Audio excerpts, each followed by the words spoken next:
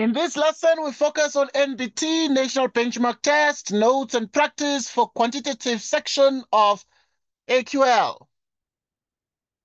Right, we recap on the methods of operations on whole numbers. Okay, no. All right. A method for adding. Okay, the network just went. Normally it doesn't go, but it just went, It was strange to me. I was wondering what was happening. But the network just went and then obviously is restored now.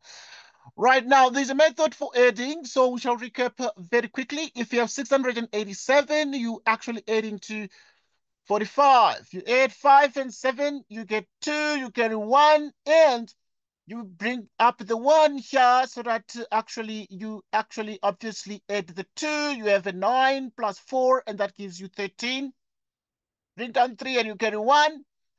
And now, if you have the 1 there and you add the 1 up, and you would have actually 6 and the 1 that gives you 7, right? And you have 700s that way. Okay, obviously this is all primary school addition. Right now, the notion of subtraction, where you're taking away 23 minus 5.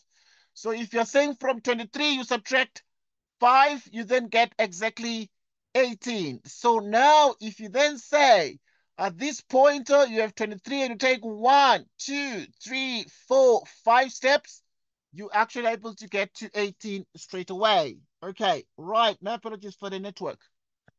Now subtraction is difference between numbers. For example, 104 minus 99. We find the difference between 99 and 104. It takes how many steps to get from 99 to 104? So in other words, the difference. Right. So if you have 99, 1, 2, 3, 4, 5, it takes 5 steps, and we say that this number had to be 5 there. Okay, we're just having a recap on the method of subtraction. Right, a method for subtracting. Right, if you have 734 minus 45, you have the following. So if you have 4 minus 5, you're actually able to see that 4 minus 5 is actually equal to a minus 1. So you take 110 from the tens column. So in other words, you'd have to obviously take 110 from the tens column, having a 2 in the end there in the place of the 3. So now you actually are able to then have a 14, and the 14 minus 5 gives us a 9. 2. Now, when you have the 2 there, you actually able to see that 2 minus 4 is minus 2. And then you need to borrow again because you're getting a negative. So now, in the same way, so if you borrow, for instance, now you've borrowed from this end, you need to borrow 100. If you borrow 100, you bring it to the side here, and you have then this was like a 2 in the tens, so like a 20, and you have therefore obviously like 100, 120 or so. Right, so in other words, you have 12 tens. So you have 12 tens if you borrowed 100, you have 12 tens. And now you subtract 4 from that, and you get 8 tens. 8 tens. You borrowed 100. You borrowed 100. So you're left with 600. But now 600 minus no hundreds would give you 6. 6. Okay, now obviously this is sort of the method you need to learn. Okay. Yeah, but it's all primary school stuff in the AQL. So yeah, but we're trying to familiarize ourselves. I've noted the time that the network had gone. Okay, it was beyond my control. I don't know what happened. I was just talking, and then boom, the network went. Okay, now if you look at this, a method for multiplying. For example, if you're multiplying 13 and 54, right? We saw that 54 is the same as 50 plus 4, so we can be able to write 13 by 50, but also 13 by 4, and then add them up. Put the numbers under each other in the tens and units columns. So in the end, we are looking at 13 times 54. How to multiply that? No calculators are allowed. So you then say 3 by 4 gives us a 12. You put the 2 here and you carry 1. in the units column. Right. And then if you have exactly that, so what then are you able to achieve here? Right, let us check. So yeah, you put 2 in the units column and carry 1 to the tens column, and you have exactly that. Right, moreover, what then do you have again? So you have the 12 there, and you have the 1 that sits up there.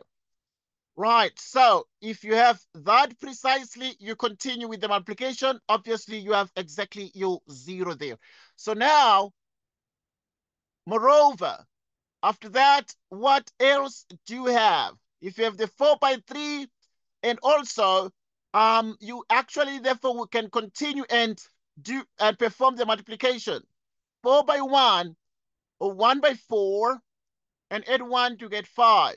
Right, so obviously you have 4 and 1, you actually multiply those, and you add 1, you get your 5 there. Right, and you continue moreover, so you put your 0 there, and put your 0 in the units column, then just multiply by 5. You have 5, so just multiply by 5. You have 5 by 3, that gives you 15. So in each case, if you get the 15, you put 5, then you actually carry 1 in the tens, right, in the tens column. And therefore, obviously, you have 5 by 1, which gives 5. And plus 1, you get actually exactly a 6 there. You perform the addition, 2 and 0 added together. You get exactly a 2. You add the 5 and the 5. You get a 10. So you bring down 0 and you get 1. And then 1 plus 6 gives you exactly a 7. So that gives 702. Right. So, yeah, it's one way to just multiply. I know you learned this in primary. They're just reminding you so that you can be in a position to do these things in the assessments. Right. So now, division. We can think of division in 2 ways. Now, A, division as making groups. Okay, now you can deal with groups. 1, 2, 3, 4 groups.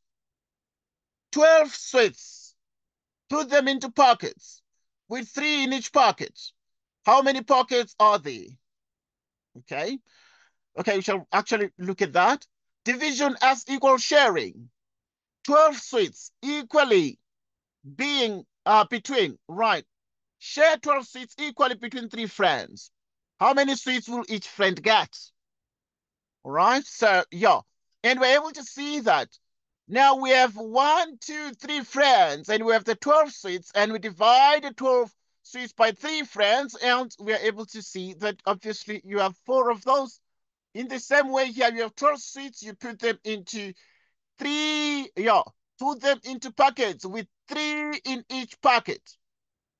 How many packets are there? Right, 3 in each packet. So yeah, you actually have the 4 packets. Okay, now a method for dividing, a worked example. Calculate 192 divided by 3. We want to know how many 3's are there in 192.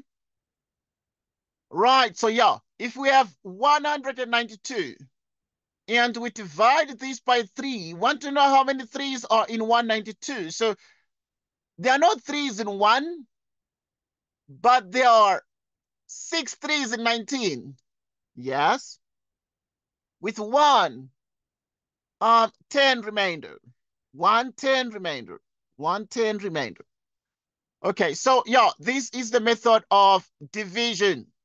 Our friend, long division method. Right, so now we come here. That was step 1. Step 2, add the remainder of 110 to the units column to get 12. Step 3, there are 4 3's in 12 with no remainder. Okay, so we good. Right, okay, very interesting technique of division. Let's just recap on this method of dividing, but I know very well that this one you can do with ease. So it is the same as the long division you even do in high school. So you have 192, you divide by 3. Right, so if you divide, as said in step 1, there are no 3's in 1. So want to divide 1 by 3, but there are no 3's in 1. But there are 6 3's in 19. So since we wish to say 1 divided by 3, it doesn't happen. So we say 19 divided by 3, you have 6 this way. Right, and if you have 6 this way, we have already learned much ourselves. So we know that 3 by 6, for instance, would give 18. You balance. And if you subtract the 19 and the 8, you get a 1, 2. You divide 12 by 3, you have a 4. 3 by 4, it's another 12, and the result becomes 0. And obviously that gives us exactly that much there. Right, so it's something you need to take note of. That obviously at this point we divided the 19 by 3 and you got 6. But there was a remainder 1, and here's the remainder 1. The remainder 1 therefore makes add the remainder 1, 10 to the units column. So if add 1, 10 to 2, you get like a 12. And then now you have 12, you divide by 3, you get a 4, and that becomes exactly, so that's a very powerful shortcut. We move forward. Yeah, just take note of this. Okay, we are going to go to the tests soon. I'm just going through the examples, right? For example, approximation. It is useful to estimate the answer to a calculation before doing the calculation.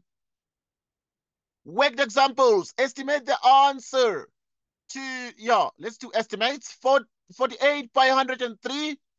Round off 48 to 50. And 103 to 100. And then you multiply 50 by 100. Multiplying 50 by 100 is the same as multiplying 5 by 1. And then you have 1, 2, 3 zeros. So 50 by 100 gives us like 5,000. So 48 times 103 will be close to 5,000. So we can give an estimate and say 48 by 103, if we multiply 50 by 100, because 48 is close to 50, but also 103 is close to 100. The answer is close to 5,000. It's just an estimate anyway. So the 5,000 is not the actual answer. Now approximate the answer to, if you're doing 25116 and you divide it by 4 and 3, it's approximately what? Okay, so in the same way, to estimate, this is like 25,116. We can just say 25,000. We divide by the 483 to the nearest 100 is actually close to 500. So that we can divide this exactly. So if we divide this 25,000 by 500, the 2 zeros cancel out. 250, you divide by 5. The 5 divides 25, giving us a 5, but there's a single 0. So that indeed it is true that, 25,000 divided by 500 is only 50. So we expect a calculated answer close to 50. Yeah, so the answer is going to be close to 50. These are just approximations. Yeah, but clever ways to really say what must the answer be close to.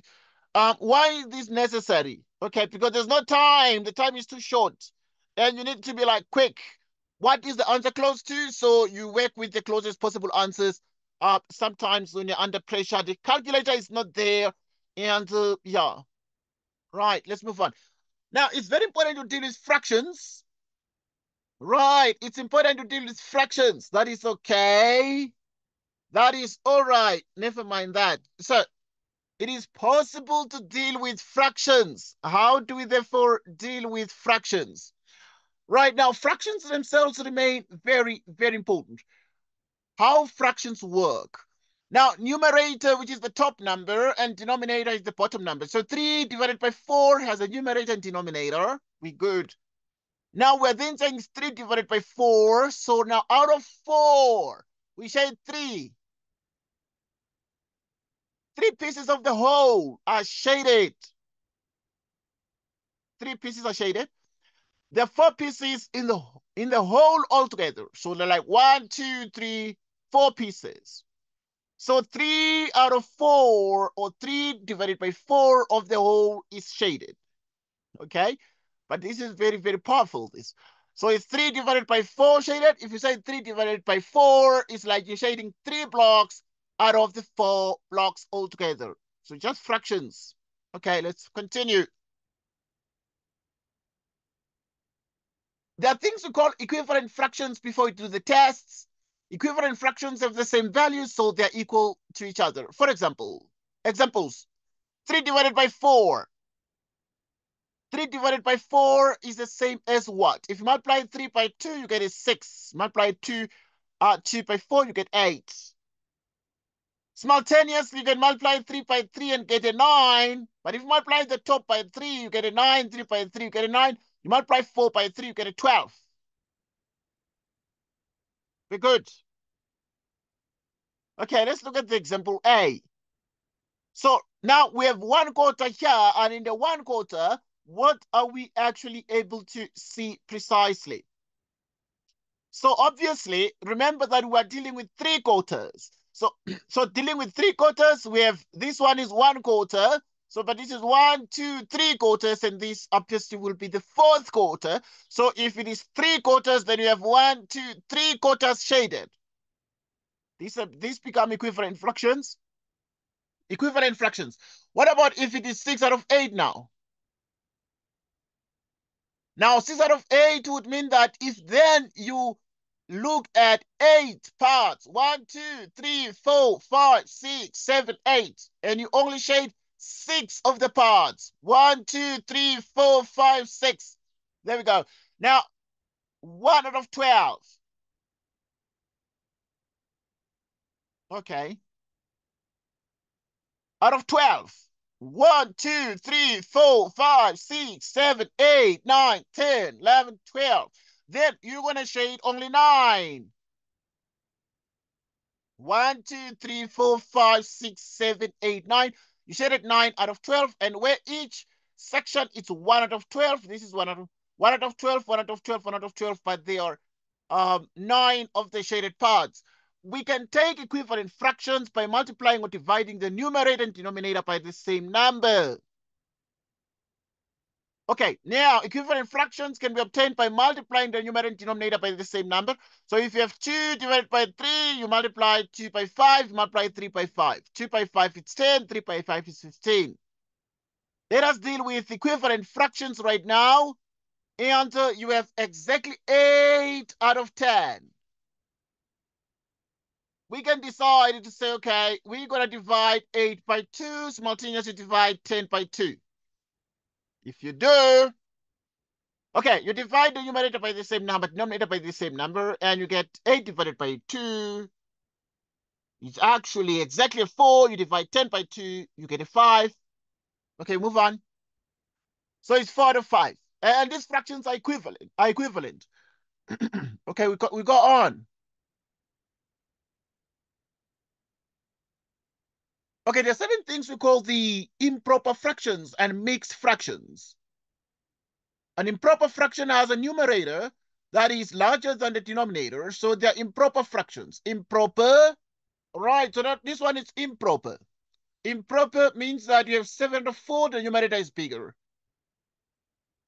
It's 7/4. So in other words, 7 to 4 is like 7/4, because if it's 1 to 4 is 1/4. So these are 7/4. So there are 7/4 pieces. There are 7 1/4 pieces.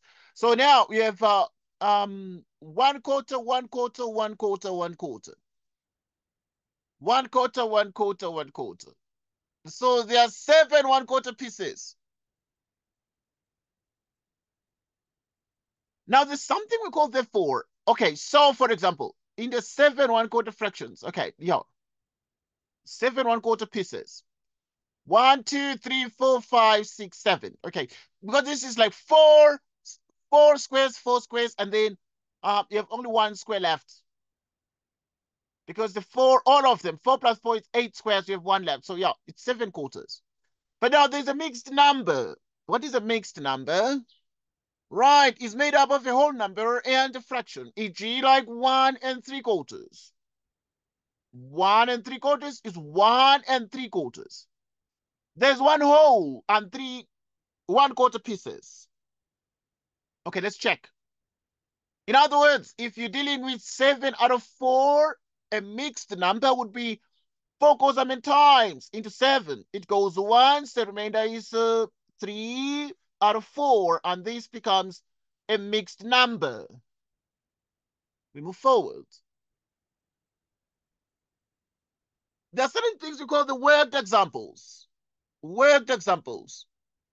Write 7 over 4 as a mixed number. Write 7 over 4 as a mixed number.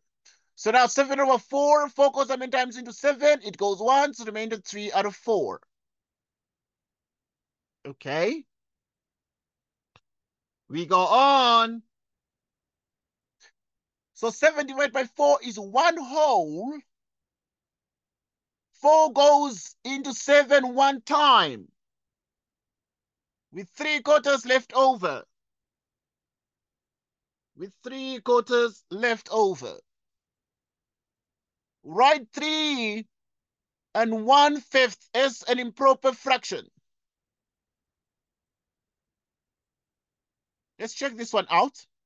So if you write 3 and 1/5 as an improper fraction, so to do this, therefore, is the same as saying 3 times 5 out of 5 plus 1 out of 5. And this is the same as what? It's exactly the same as 16 out of 5. Okay? All right, all right. Now, this is very, very interesting, this. So in other words, if you have 3 and 1 out of 5, a couple of ways to do that. So it's 3 times, because it's out of 5 here, you multiply by 5 out of 5. But you also add 1/5. 3 by 5 is what? 3 by 5 is 15 plus 1, 16 out of 5. Okay, yeah, in the same way that you can say 3 by 5, 3 by 5. 3 by 5 is 15 plus 1, 16 out of 5. So in which case, it's 16 out of 5 either way, an improper fraction. Adding and subtracting fractions. Okay, we are here. Adding and subtracting fractions. If fractions have the same denominator, it is easy to add or subtract them. Okay, let us deal with the fractions, for instance, like 3 out of 4 together with 2 out of 7. Right, so dealing with this, what are we able to achieve here? The denominators are the same, so we have 3 plus 2, which is 5 out of 7. Adding and subtracting fractions with different denominators. Okay, if the denominator is the same, you add the tops, 3 and 2, and you get a 5, and you divide by 7. Work to example 1. Calculate 2 out of 9 and 5 out of 12. Multiples of 9, multiples of 12. Okay, so in other words, we want to find the LCD. We remember all that. Right, so the multiples of 9 are 9. You add 9, you get 18. You add 9, you get 27. You add 9, you get 36, and so on. The multiples of 12, because we're dealing with the 9 and 12, 12, you add 12, you get 24. You add 12, you get 36. You add 12, you get 48. So lowest common multiple of 9 and 12 is 36. There it is. The lowest common multiple is 36. So that in the end, you can take the 2 out of 9. The 2 out of 9, you want to make 9 36. And it's only 4 that multiplies 9 to give us 36. So you multiply the top by 4 and the bottom by 4. 2 by 4 is 8. 9 by 4 is 36. Okay, let us deal with 5 out of 12, which is this other fraction there. You want to make 12 36, you multiply the top by 3 and the bottom by 3. Getting 36 and 15.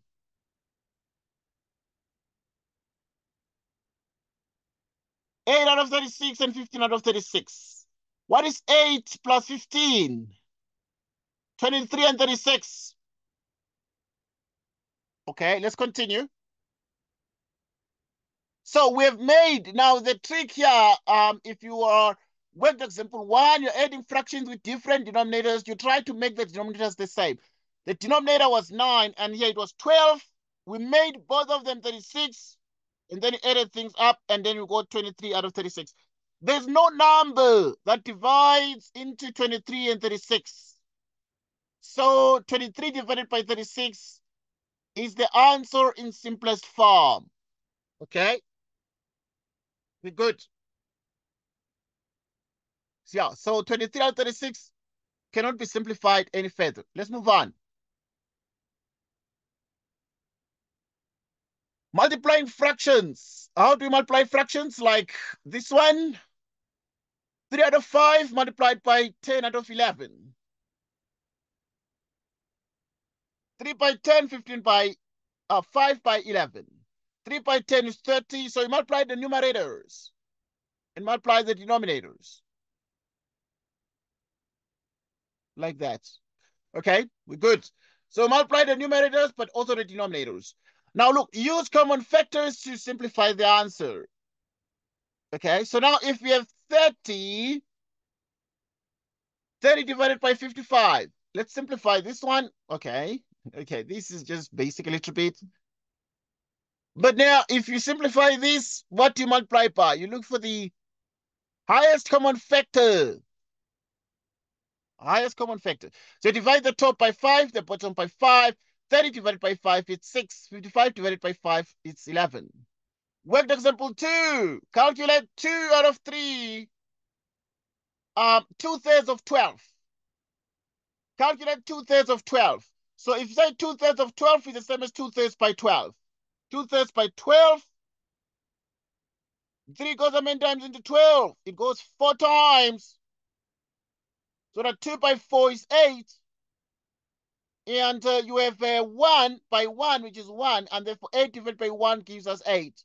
So you can be able to get 2/3 of 12 of its multiplication, so that now you just simply divide.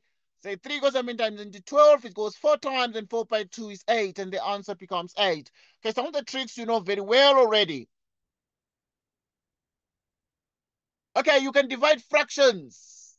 3 out of 4, you divide by 5 out of 7. How do you divide fractions? One of the most popular techniques that we use is to change the order of division for the next fraction. This becomes like 7 out of 5. So you have what? 20. So now this is 21 out of 20. Okay, so we're good. So you can be able to divide fractions, excuse. They are decimals. Decimals. Hundreds. Tens. You need to understand place value when you deal with decimal values. What does 536,247 mean? The digits after the comma represent fractions less than 1 unit, written as tens, hundreds, and thousands. So now if you're dealing with hundreds, for example, hundreds, they're tens, then they're units. All right, so we continue. They're tenths, okay? They're tenths. They're hundreds with TH, and they're thousands with THS at the end. So these are the units. And in other words, if you're dealing with the 536, you have the 6 is under units, the 3 is tens, and the 5 is hundreds. Then what about these two after the decimal comma? Right, so it tells you that it's tenths, and then this one is hundreds, and this one is thousands. Right, like thousands. Right, so this is the sort of thing you actually need to take note of. So now 536,247 means that you have 5 times 100. The 30 is 3 times 10. The 6 is 6 times 1. But the tens, like 2 tens would be 2 times 1 out of 10.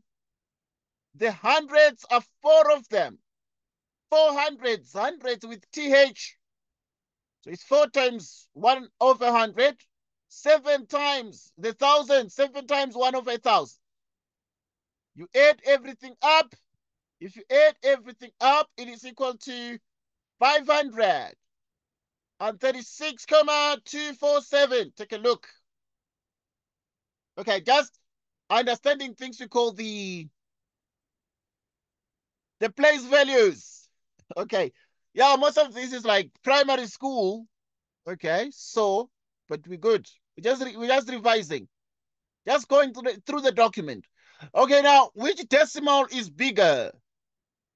Okay, 0, 0,1 versus 0, 0,01. Which one is bigger? Okay, to see which one is bigger, you can see that in this case, you are dealing with 0, 0,1.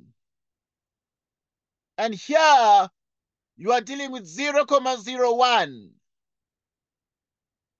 Now, 1, 2, 3, 4, 5, 6, 7, 8, 9, 10. Right, so there are 10 rows.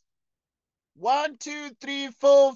Yeah, if we start here, 1, 2, 3, 4, 5, 6, 7, 8, 9, 10. Okay, so now this one is like 10 rows, like, yeah, 10 rows and 10 columns. 10 by 10, it is 100. There's 100 squares inside. Well, if you count these little bits, in principle, so there are 100 squares here, but just that this one has just been sandwiched like that. It's just been put together. So now let's check. You then say out of the 100, you actually only take 10 of them. You take 10 out of the 100, the 0 cancels, and you have 1 out of 10. That's why this guy said 1 out of 10, which is 0, 0,1. But now the 1 out of 10 is like you took 10. 1, 2, 3, 4, 5, 6, 7, 8, 9, 10. You took like 10 squares. And then you took the 10 squares, and that's what you got. We continue. We check further. Now here you said 1 divided by 100. So we then have, therefore, that out of 100, you took only 1. Right, and therefore you're in a position to then say it's 1 out of 100. So which one is bigger? From the diagrams, we see that 0, 0,1 is bigger than 0, 0,01. Okay, from diagrams, you can see that this one is a bigger part of the diagram, and this is much smaller. It's a smaller piece. Similarly, if you are to look at 0, 0,01, it is bigger than 0, 0,001. And 0, 0,001 is bigger than 0, 0,0001. We continue. We continue. Right, and we check more stuff. We check more stuff. Now, for instance, 35,2 is bigger than 35,098.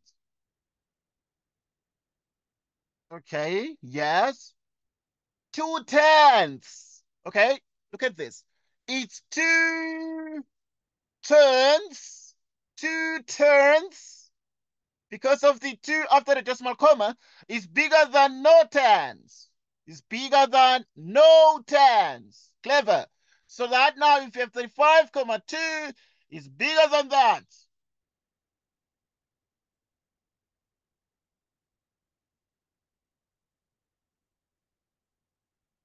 Okay.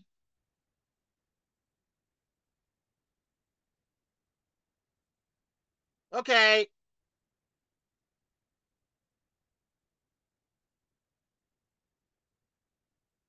Rounding decimals.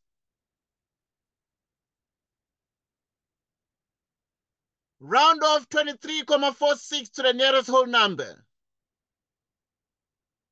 Okay. Now let us look at this one. Round down 23 to the nearest whole number.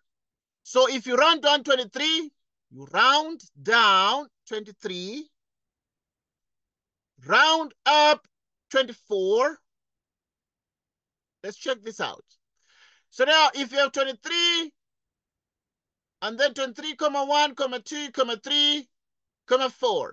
And then there's 23,46, which is between 23,4 and 23,5. It's between them. That's where it's sitting, 23,46.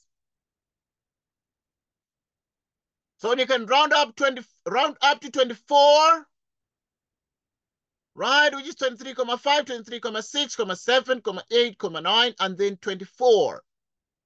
Let's read what this guy is saying here. Look at the digit to the right of units. Whole numbers in the tens place of 23,46. It is 4, which is less than 5. The halfway point. So we round down to 23. Okay, so example 2. Round 23,46 to the nearest tenth. Look at the digit to the right of the tens. That is in the 100th place of 23,46. It is 6, which is bigger than 5. The halfway point. 5 is the halfway point. So we round up to 23,5. Okay. These things you already know. But now they've just written the stories here. So if you have 23,6, you can round it actually to 23,5. So to the nearest tenth. So the tenth is the digit that sits here. So obviously 6 is going to increase the 4 by 1 unit. Example 3, round 23,5 to the nearest whole number. Whole number. What do? We know very well that this one is approximately 24 because the 5 increases 23 by 1. So it's something you need to take note of. So we continue. Okay, so we're saying 23,5 is it's exactly halfway between 23 and 24. By convention, we have a 5, we round up, so the answer will be a 24. Similarly, 23,75 rounded to the nearest tenth will be 23,8. So this one is going to increase 7 by 1, 23,8. Okay. And we're doing this. This is sort of the convention, sort of the rule. We move on. Okay, we're recapping on some of the things here to make sure that your AQL, you just remember some of the basics. Let's look at converting decimals. We can write a decimal as a fraction using our own knowledge of place value. Right, so in other words, if we are given, okay, this is also part of what you need to just in general know, but 0,62, now it's 0,62, what you do, you actually can know very well that it's like this, a tenth, right? And dealing with the tenths, and here you're dealing with the hundreds. So that in the end, then you'd have 6 out of 10, 2 out of 100.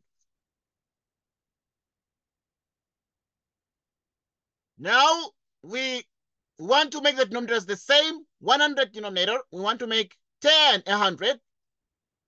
Oh, multiply by 10, 10. Okay. Instead of 10 here, multiply the top by 10, the bottom by 10.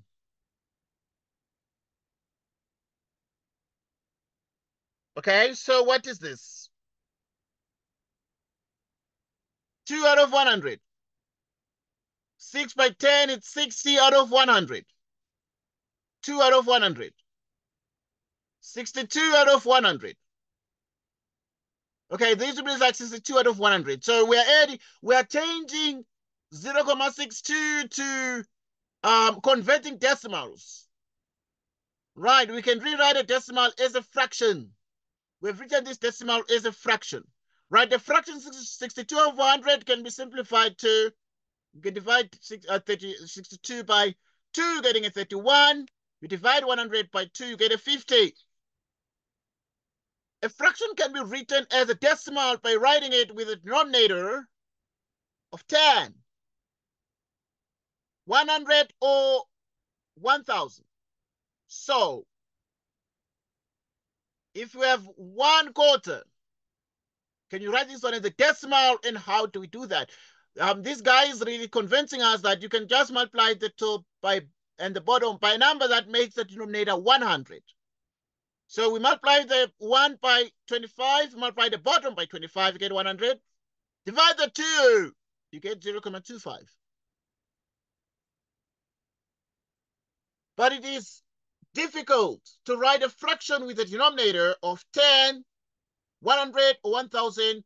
Then you can convert it using division. Worked example. 1 divided by 8.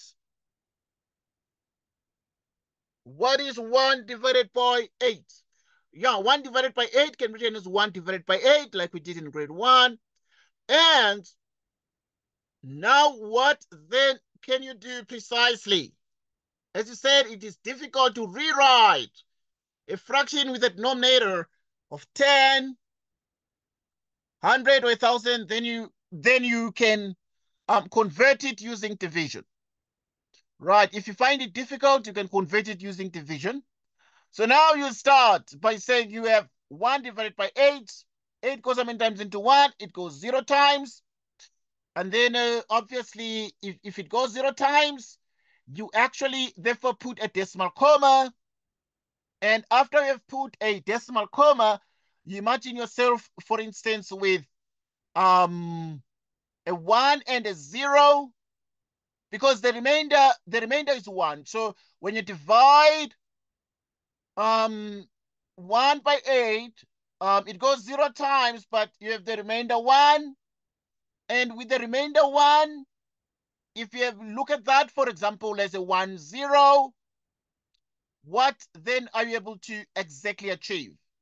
So in other words, you can look at the fact that you're dividing 1 by 8. Let's just do this together.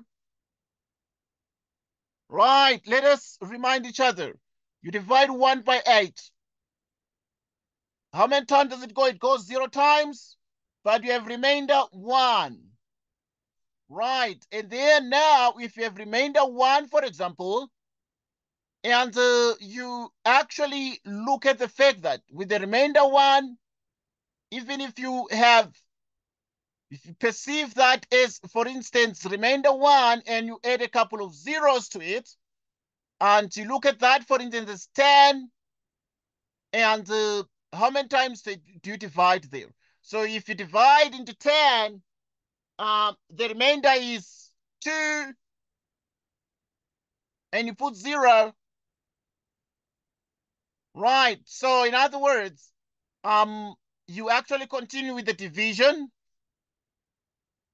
And if you divide into 2, it goes how many times? The 8 goes 2 times, and you have remainder 4. You have 0.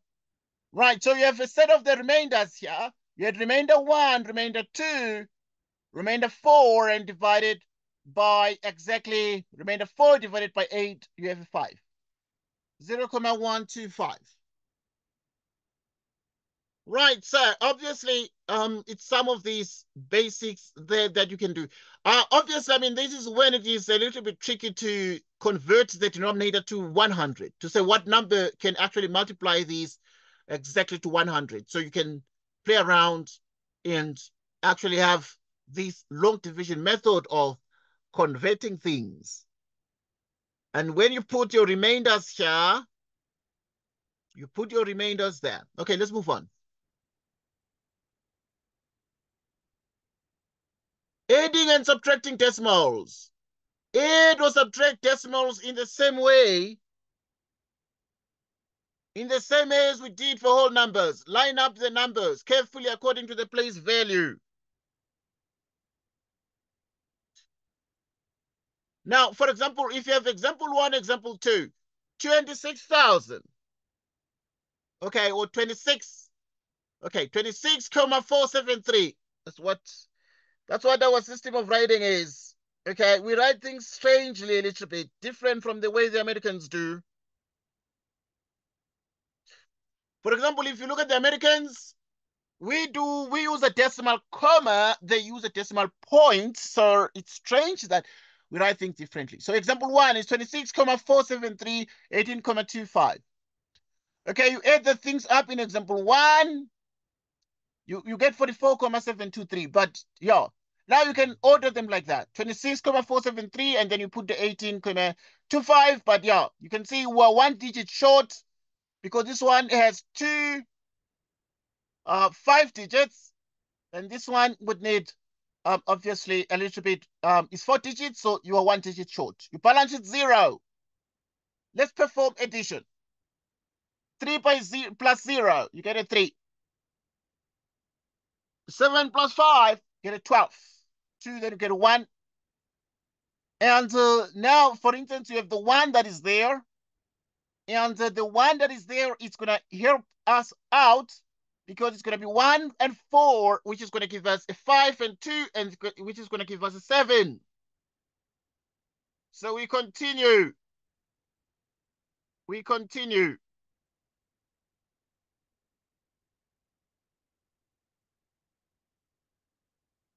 Okay. Um, right, we continue.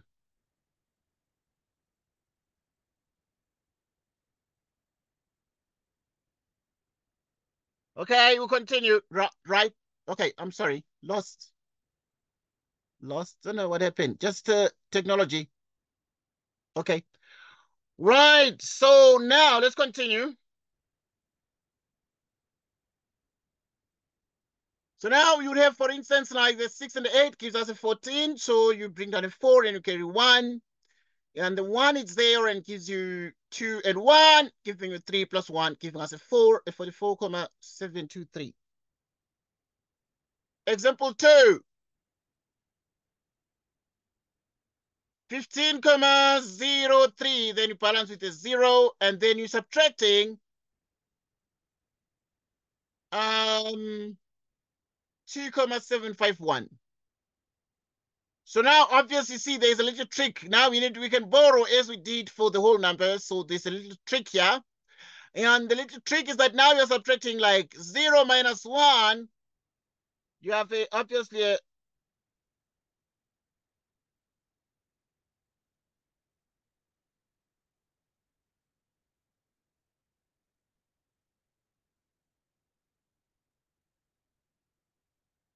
okay, okay, okay, let's continue. We need to borrow. Let us deal with this because now, obviously, you're not going to use a calculator in the exam. I'm sure that is why they're reminding you the basics here. So if you have 0 minus 1, 0 minus 1 is a negative 1. And with that in mind, the tendency is to borrow. Right. And if you borrow from these, for instance, you'd actually, therefore, as we did for the whole numbers, if you borrow, the idea is to borrow sort of a unit so that this becomes like a 10, you subtract, you get a 9. But you borrowed a unit there. So you can imagine yourself, for instance, is having 1 unit less, which is a 2. Right, but now you have a 2 and you run into trouble again because you need to say 2 minus 5. You still have a negative. So you need to borrow. Okay. And when you borrow from this place, you'd be like, how do you borrow from 0? Right. So obviously now you need to realize, hang on, you can borrow from there a unit, you bring it across, giving you exactly. So if you borrow a unit here, you have 4. And here you have um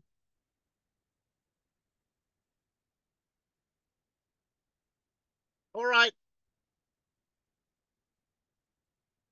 All right, all right, all right, all right, all right.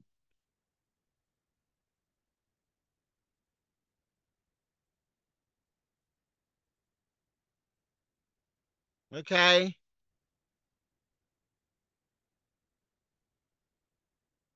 Okay, we'll continue.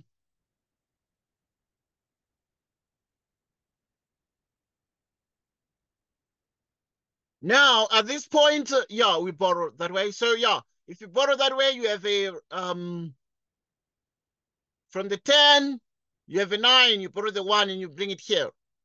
Right? If you have this unit brought here, and then you have obviously 12 minus 5, you have a 7, you have a 9 minus 7, we have a 2, and we have a 4 minus 2 gives us exactly a 2. But now, obviously, you have exactly a 1 here. And then right now, okay, so what exactly do we have here? And a 1 minus 0 gives us a 1. So you can balance here with a 0 if you wish to. Okay, so we're good. Let's continue. Okay, I'm sure they're cultivating these skills, reminding you these skills so that you're able to, deal with the questions. No calculators in the exam for the NBT. Multiplying and dividing decimals by 10, 100, or 1,000. Our system is based on the number 10, so multiplying or dividing by 10,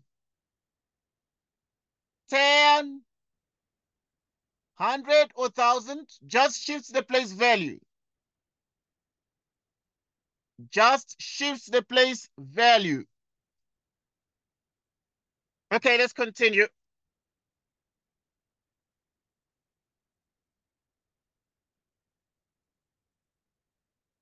Right, each time you multiply by 10, the digits shift up 1 decimal place. Moving the comma 1 place to the right will shift the digits up 1 place. Each time you divide by 10, the digits will shift down by 1 decimal place.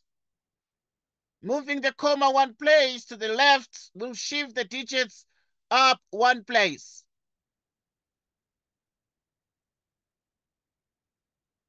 Okay. Let's look at some examples. Now, if you look at 2,03 times 10 is actually 20,3. Okay, so you're multiplying by 10. So you move the decimal place once to the right. 34,12 divided by 10, you move the decimal place 1 place to the left, becoming 3,412. Now, 531,289 times 100. It's 2 places, 2 places. 2 places to the right. Divided by 100 would be 2 places to the left. 1, 2. 5,31289.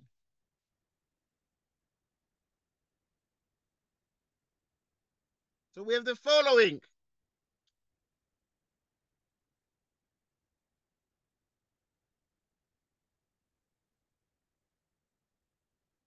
We have the following. Multiplying decimals. Multiplying decimals.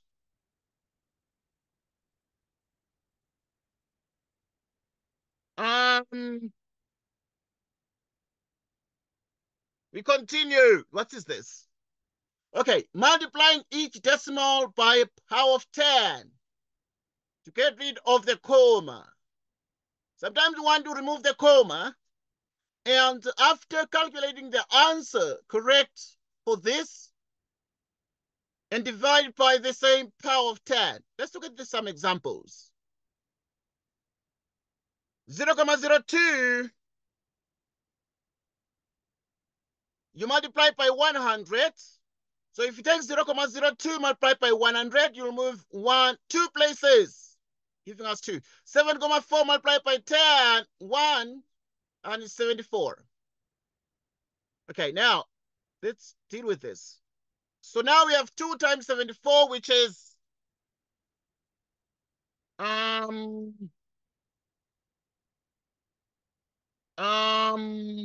okay.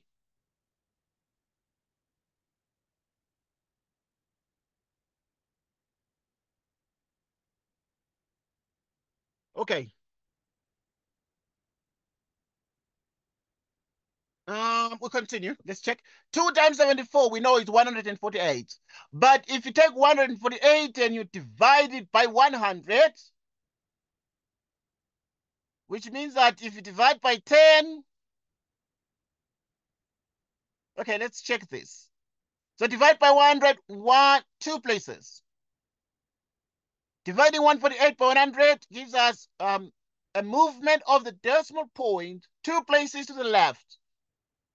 But you also you have the following. Right, and then you divide the 100, yeah, you divide again by 10. So if you divide by 100, it becomes 1,48, but you divide again by 10, it becomes 0,148.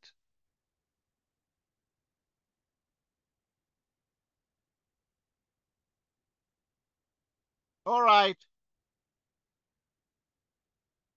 Okay, we continue.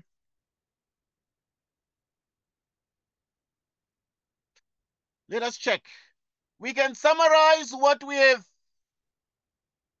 done as follows.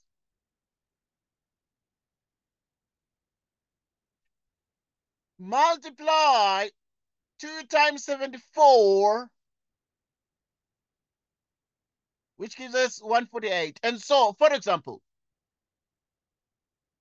interesting. And so 0,02 now multiplied by 7,4, what does it give us? So it gives us 0,148. Right.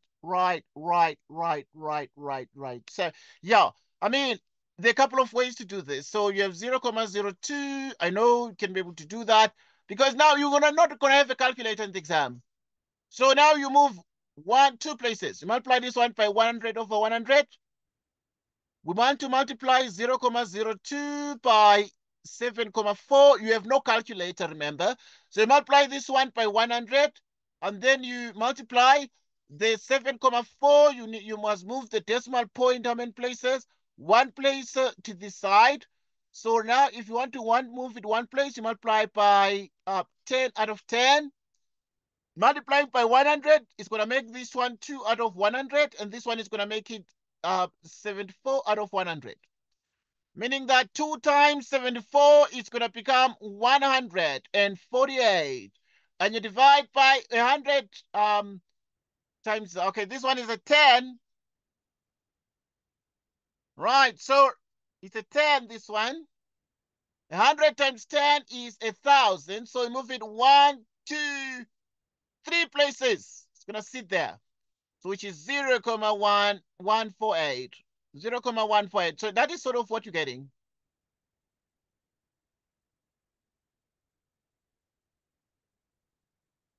Okay. Next.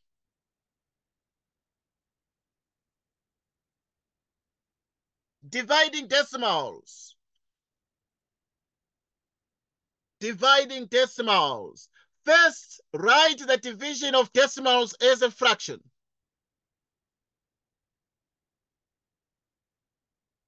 First, write the division of decimals as a fraction.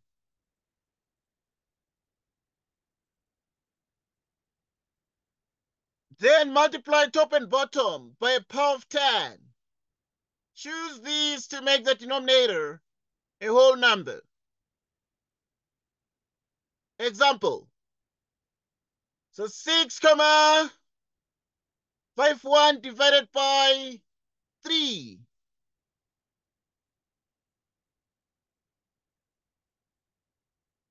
Right.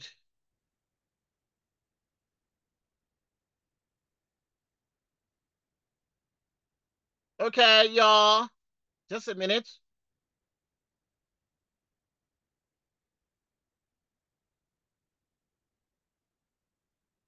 Okay, we're good. Okay, we're good. Um, okay. Okay, we continue. All right.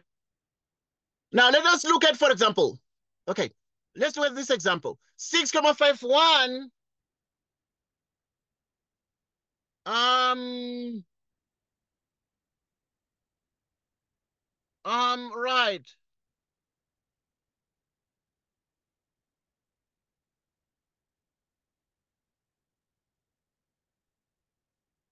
Right.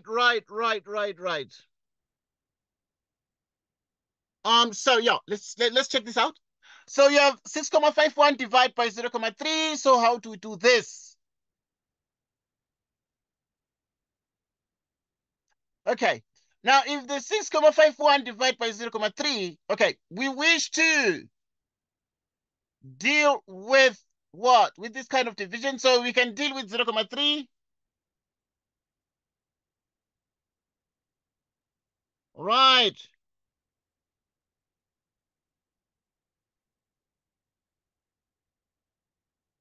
Okay, now you multiply 0,3 by 10, and then it becomes 3. But you multiply the top and bottom by 10. Okay, because these kinds of things you already know, but yeah, it's just they're there to lay the foundations because you not have a calculator in the exam.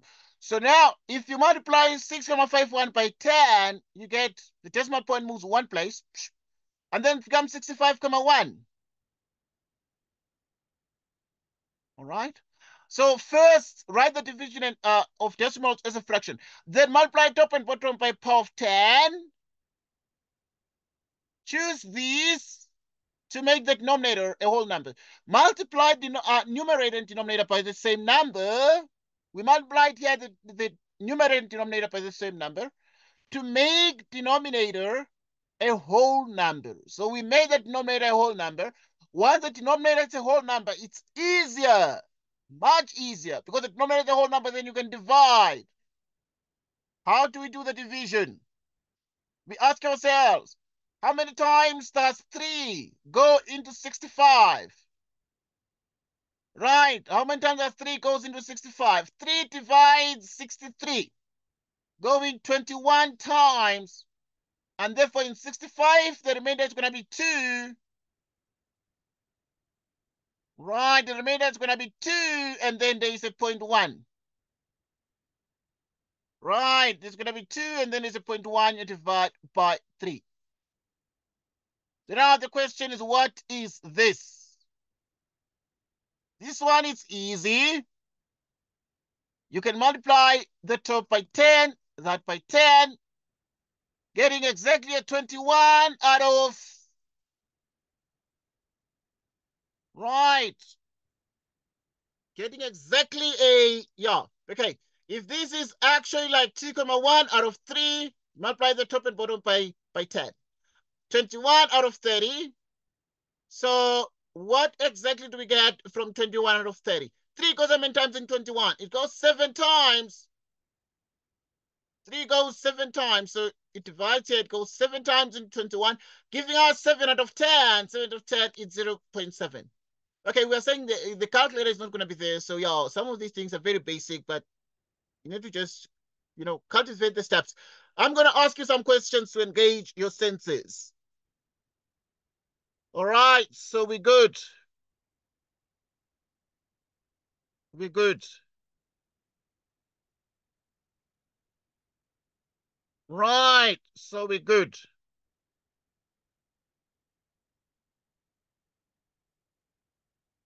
Um,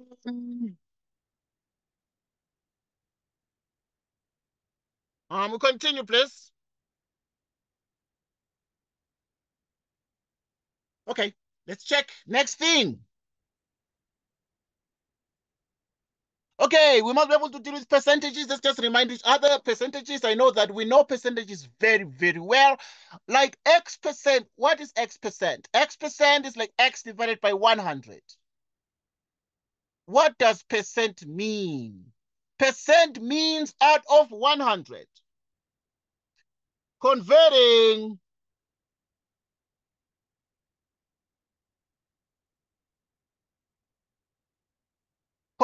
between fractions, decimals, and percentages. Word examples. Convert 25%, to a fraction in simplest form.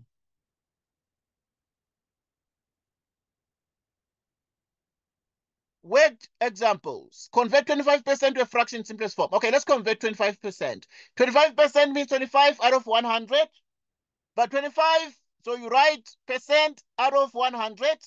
So percent means you divide by 100, and then you simplify. Simplify a fraction, divide top and bottom by common factor. What is the common factor?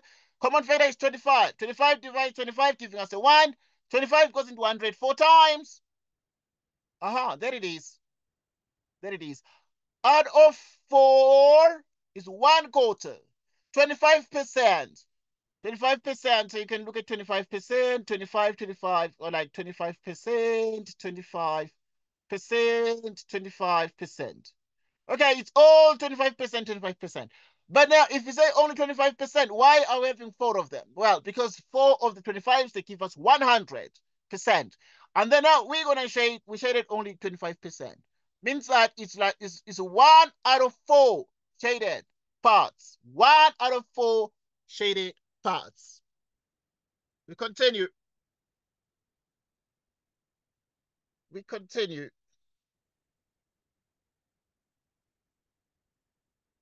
We continue. Okay, what is the next thing? Okay, these are all basics, you know. You already know all these things. Okay. All right. Convert 0.3 to a percentage. Okay, now how do we convert 0.3 to a percentage? Obviously, the idea is to write 0.3 as a fraction with denominator 100. But now the 0.3 now, first, 0.3 converted to a percentage. I mean, they can ask you these things hoping, yeah, no calculator there. So convert it to a percentage. What do you do? We shall look at the test. Those tests there we have after this. But now, obviously, the thing is to multiply the top and bottom by 10 because you need to move the decimal place once. Multiply by 10 and get a 3 because this decimal place is going to sit here. And then you have that.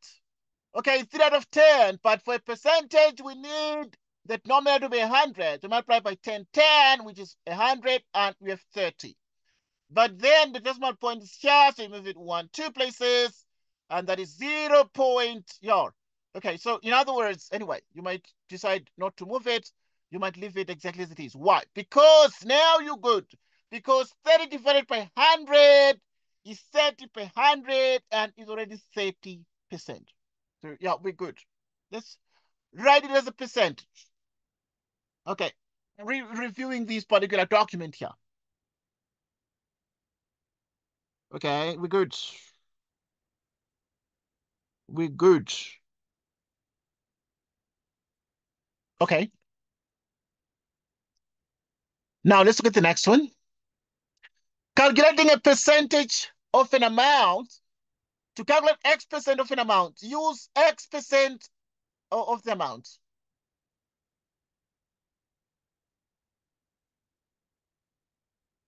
20% of that.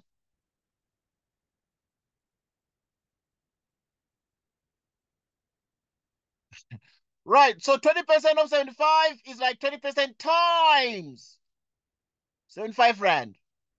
Okay, good. What is 20%?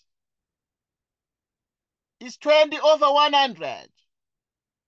75. So yeah, we good. We want to get the answer here with ease.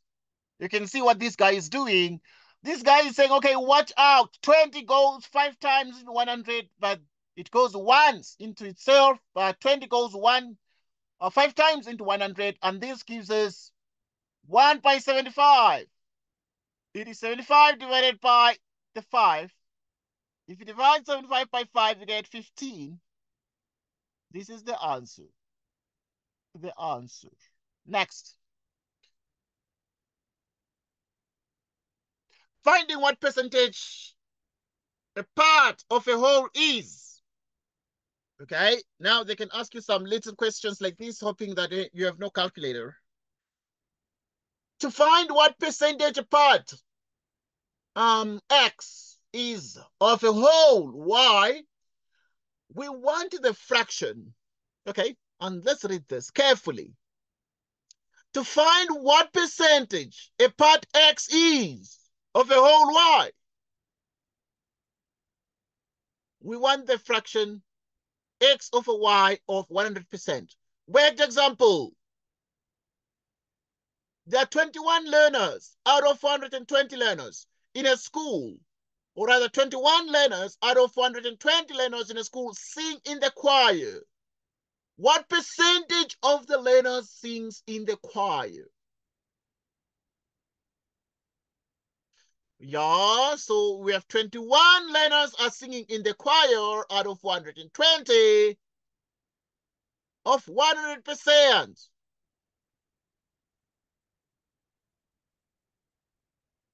Okay? 21 out of 120 sing in the choir. What percentage of the learners sings in the choir? Okay, anyhow. Okay, language terms there. But now, we have the following. So what exactly is the answer to these? So you can see this guy is really saying, okay, take a look at the fact that 21 is able to go into 420. It goes 20 times, but it goes once into itself. So that you can have, we shall have 1 out of 20 this way. And the 100 by 1, you can put the 100 this way and then put the percentage outside. 20 goes how many times into 100? It goes 5 times, which means we have exactly 5%. So just some basics, because now they're going to ask you 21 learners out of 420, what is the percentage of the learners that sing in the choir? It's 5%. Okay, we're good.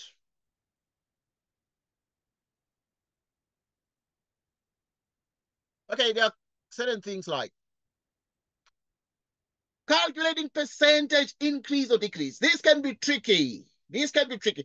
You find this one also in many other applications, like in life sciences. I've seen this a lot. And you can even find in the physical sciences. Of course, in mathematics, it is part of it. How do you find the percentage increase or percentage decrease? There's a formula that you must just remember. Right, and yeah, it helps to remember the formula. To find the percentage by which something has increased or decreased, we calculate the following. Now, if you check very carefully,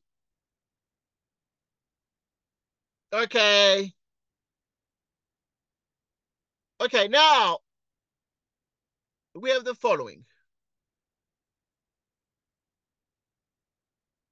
New amount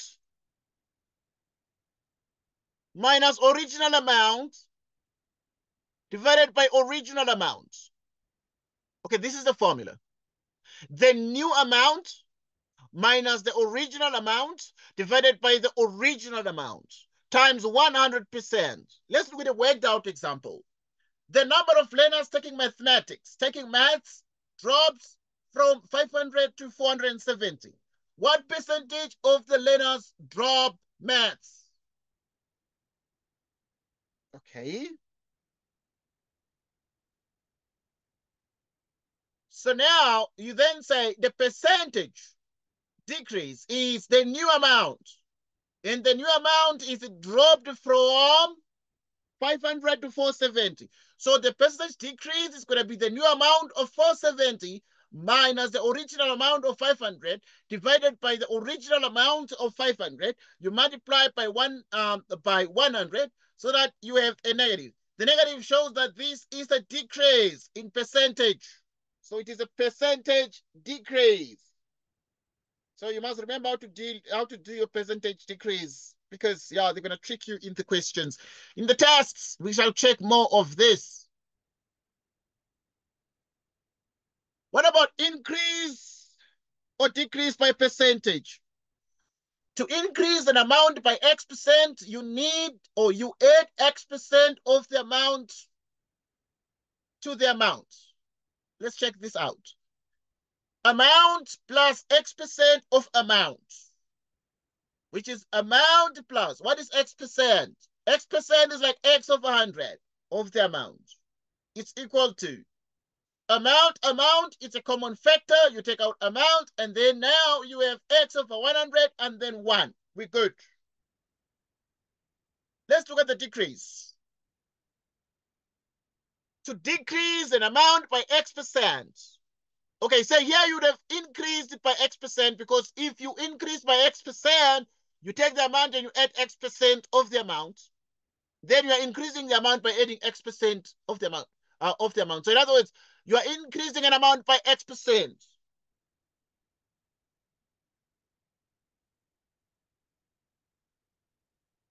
To decrease an amount by X percent, we have the amount we decrease by X percent, which is the amount minus X over 100%, which is the same as X minus 1, because the amount is a common factor. So you have 1 minus X over 1 minus X over 100.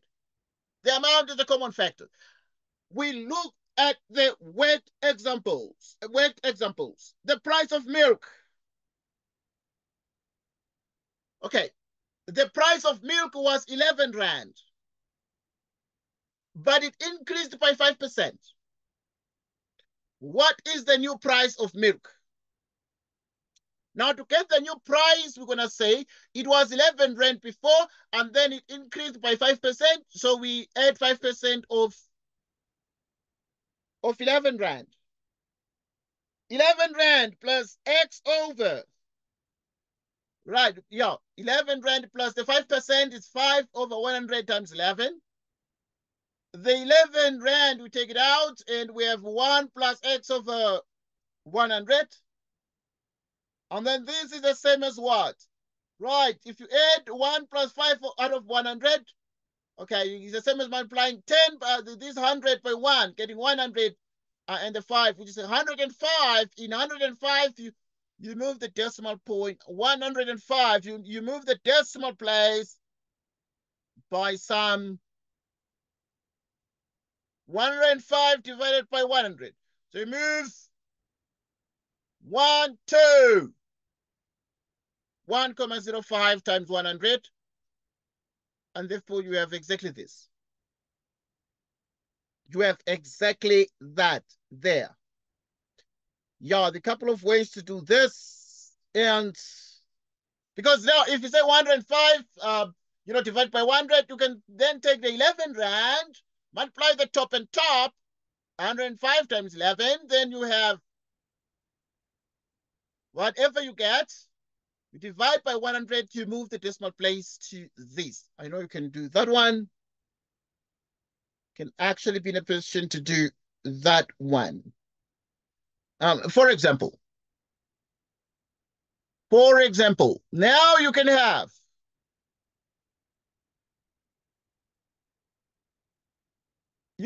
for example, 105 times 100. Times 11 Rand, excuse me. So what would you do here? There are a couple of ways to do this. One way is to multiply the 11 by 105, but you can look at the 105 as 100 plus 5. You multiply here. So it's 11 Rand times 100. You have 11 and 2 zeros, 55 Rand, which is 11.55. Okay, you take the 11.55, but now if you take the 11.55, you divide by what? You divide by, there's 100 there. How many decimal places? 1, 2. Giving us exactly 11,55. 11 Rand 55. We're good. Okay, we're good. Next, you get a discount of 25% on a shirt. Okay, you want to buy a shirt and you get a discount of 25% on a shirt. That costs 400 Rand. How much do you pay for the shirt? the new price of the shirt, because you got a discount of 400. So you then say 400 minus 25% of the 400. 400 minus 25 of 100 of the 400. The 400 is a common factor, so you can take out the 100 as 400 as a common factor, and you have 1 minus 25 out of 100, which is 1 divided, which is 0.75 times 400, which is actually exactly 300. Exactly 300. We continue.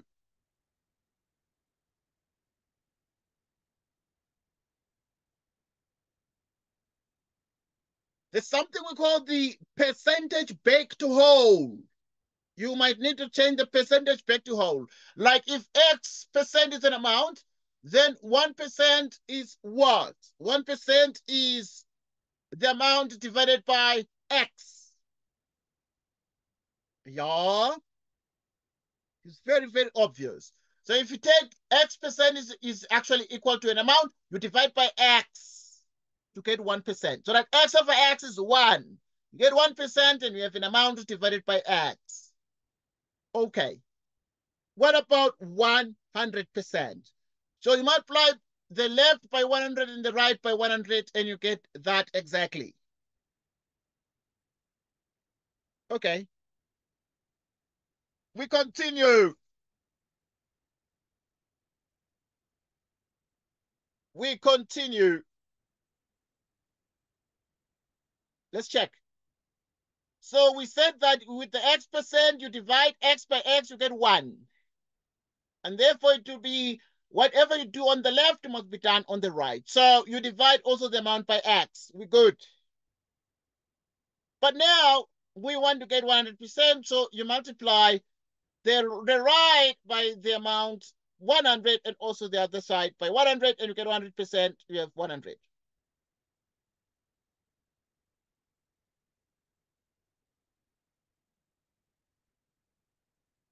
Worked example. 30% of my class is boys. So the boys form like 30% in the class.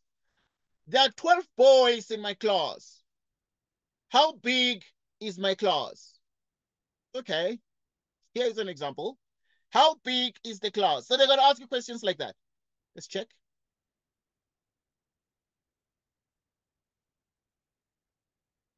Yes, it ends at half past. Thank you so much. It ends at half past. I'm able to see that. It half past because we lost time.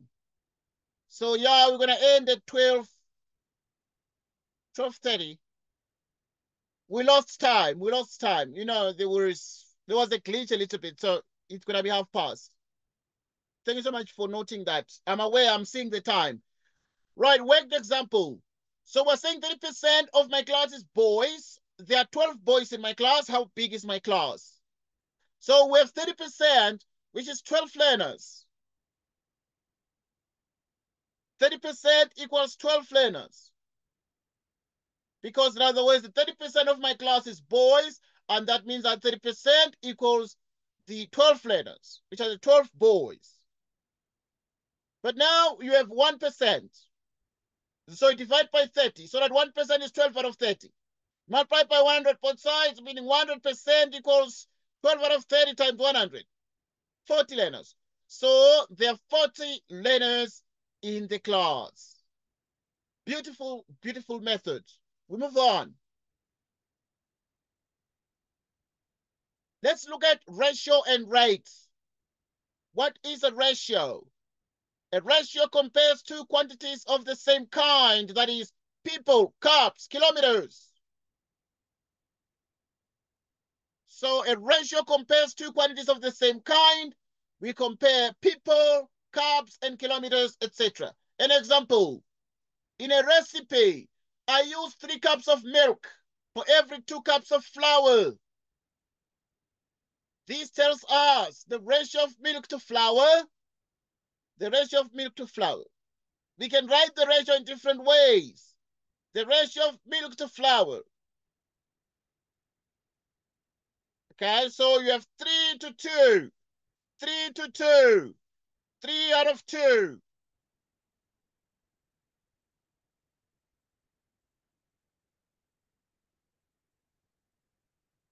So we continue. These are just ratios. Let's continue. We look at the rates also. Equivalent ratios. Sometimes the ratios are equivalent. Ratios can be written as fractions. Equivalent ratios are equal, but the numerators but the numbers in the top and bottom of the fractions are different.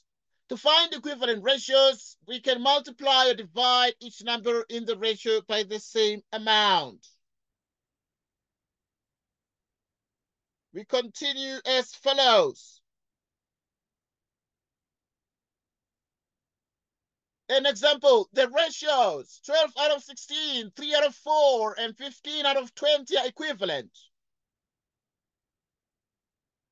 12, the ratio of 12 to 16, 3 to 4, 15 to 20 are equivalent. How do you see that? Whenever we divide 12 by 4, we get 3. But also, if you divide the top by 4, you divide 16 by 4, which is the bottom, you get a 4. Okay, now you want to move from 3 to 15, multiply by 5, you get 15, multiply by 5, you get 20.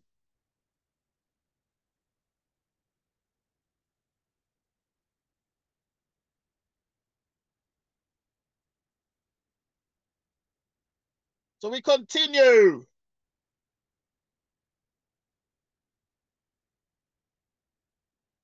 Worked example. At a camp,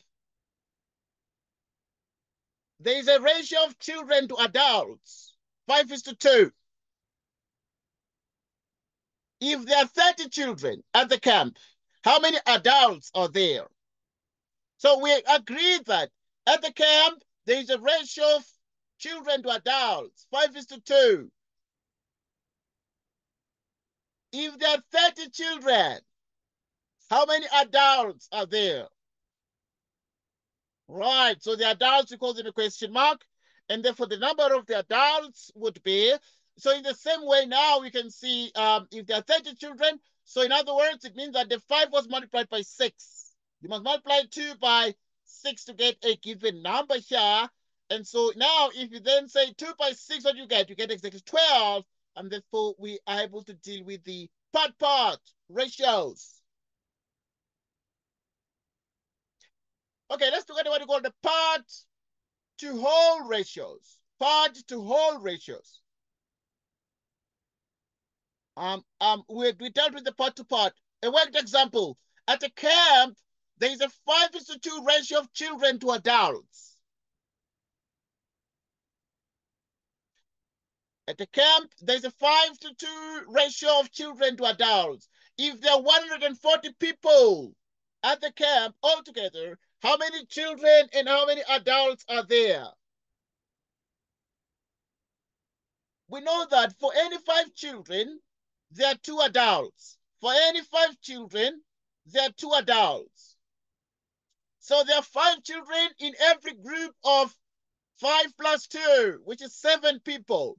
So the children to people would be, right, so the children to people will be 5:7. So with the children to people now, you then say, okay, if really here we then say, the people are 7, the children are 5. Right, if you have 140 people, if there are 140 people, it means therefore it's only the number 20 that multiplies 7 to give us 140. And therefore, you multiply by 20 on the right, you multiply by 20 on the left, and 5 by 20 would give us 100. The number of adults would actually be the same as 140. 140 is the total number of the people, right, minus the number of the children. Because now we say the total number of the people is 140, but the children are 100. So we remove the children from all the people, and we have 140 minus 100. We get 40 adults. We continue. We have 9 minutes. We're looking at ratios, but now let's discuss rates. Let's discuss rates. A rate is similar to a ratio Right, so we note that a rate is similar to a ratio, but now we're able to see that if a rate is similar to a ratio, but a rate compares two different kinds of quantities. Now, we note similarities between ratios and rates, but a rate compares two different kinds of quantities. Okay, now you see, many times somebody can ask, and learners can ask, what is the difference between a rate and a ratio? A rate is similar to a ratio, but a rate compares two different kinds of quantities. Example, a car can travel 26 kilometers on 2 liters of petrol. How far will it travel on 6 liters of petrol? At this point, you have 26 kilometers. 26 kilometers to 2 liters of petrol.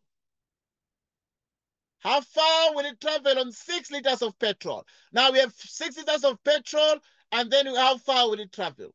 And the 4, you then say, is 2 liters. You multiply by the 6 liters here, so it is 3 times 2, or 2 by 3, which gives us 6 liters. You multiply by 3 on the right, you multiply by 3 on the left. 26 by 3 would give us what? 26 by 3 is 78 kilometers. The distance the car can travel will be 78 kilometers. We're good. Okay, we continue discussing rates. Let us discuss the notion of using unit ratios and rates. Sometimes it is not easy to see what number to multiply by to get the equivalent ratio we want. It helps to find a unit ratio or rate, with one in it first, and then get the ratio we want. Work the example. A factory, okay, these are the kinds of examples, these are the kinds of problems you're going to find. A factory produces 261 boxes in 3 hours. If the factory produces boxes at that rate, how long will it take to make 870 boxes?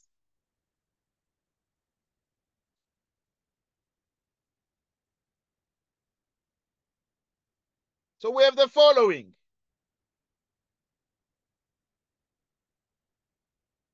It is not easy to see what we've multiplied by, so we'll first make a ratio with a 1-to-1.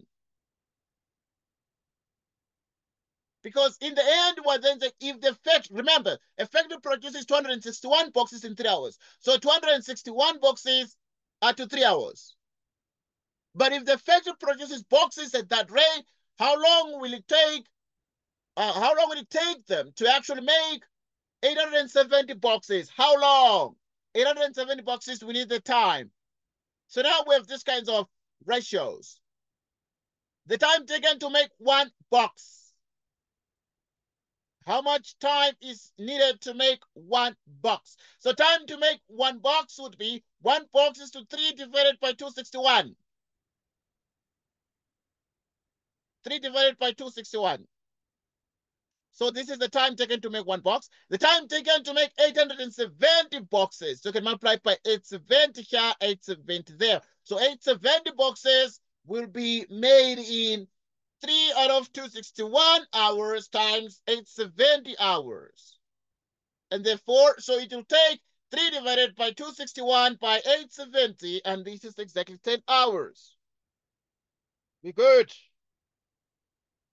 Next. Okay, we're gonna play around with some of these things. We're gonna make time during the course of the week to practice this more. All right, we need to practice this more. Like throw in some pop quizzes on this and discuss and see the tricks. Okay, there are some little tricks here that really can throw you off. There's something we call direct but also indirect proportion. This is like physics. What is direct proportion? Two quantities are directly proportional if they have the same constant quotient. The answer when you divide. All right, so you continue. Let's look at a worked example. Distance. The distance is what? If the distance is 60, 120, 180, 210, 240. Those are the distances. Like 60, 120, you increase by 60. The hours are 1, 2, 3. 3,5, then 4. Distance divided by time gives the constant speed of 60 kilometers per hour. Let's check. Distance divided by time. If you look at the distance divided by time, you divide 60 by 1, distance divided by time, you get 60. 120 divided by 2, it's 60. 180 divided by 3, it's 60. 210 divided by 3,5, it's 60. 240 divided by 4, it's 60. Okay. The distance traveled increases in direct proportion to the time. As the time increases, the distance also increases. This is very important. As the time increases, the distance also increases. So the distance traveled increases in direct proportion to the time.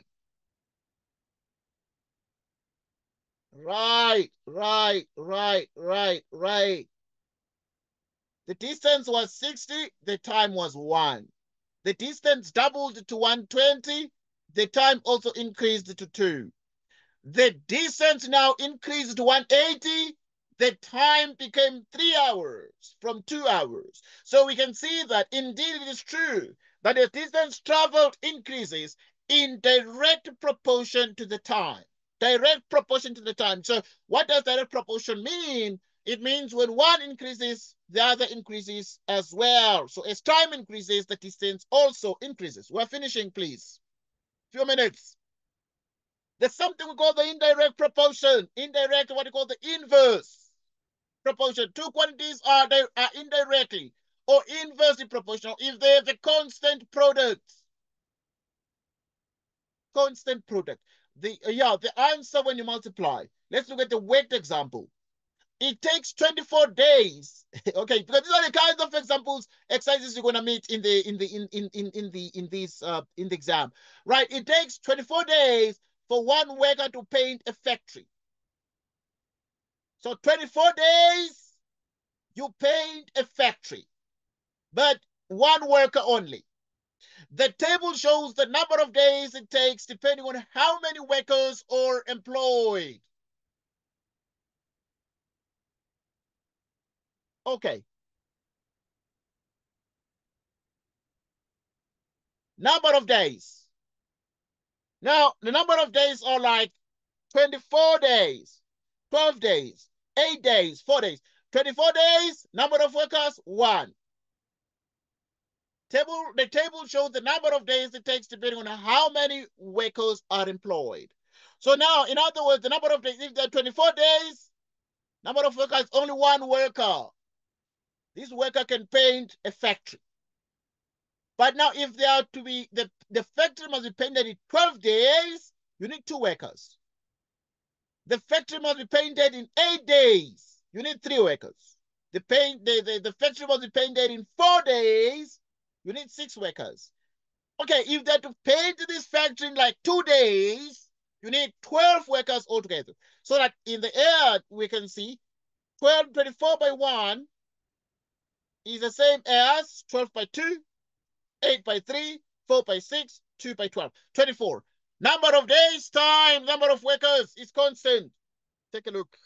Okay, now, right, the number of days to paint the factory decreases as the number of workers employed increases. Number of days to paint the factory decreases as the number of workers who are employed increases.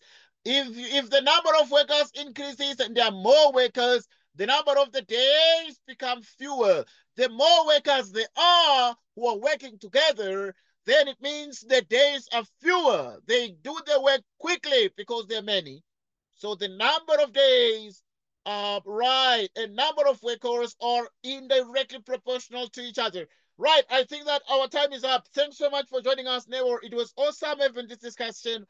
Right, as said already, we have Saturday as our meeting time, but we shall make more time available during the week. I will obviously contact you there.